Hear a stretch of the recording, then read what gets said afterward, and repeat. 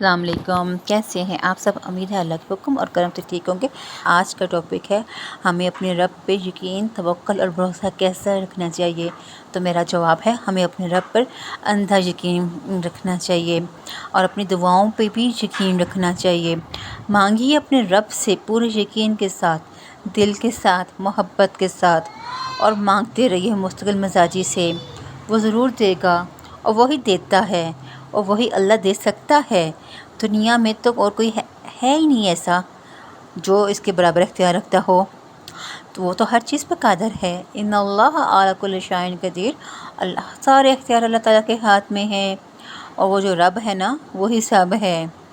ایک بات کہوں، ساری کہانی یقین کی ہے۔ حضرت موسیٰ نے جب عصا مارا تھا تو ان کو یقین تھا کہ رستہ بنے گا۔ ہم اپنی دعاؤں پر تو یقین رکھتے ہی نہیں، اور یقین تو دعا کا لازمی حصہ ہے۔ ہمارا رب وہی ہے جو حضرت موسیٰ اور حضرت ابراہیم علیہ السلام کا تھا۔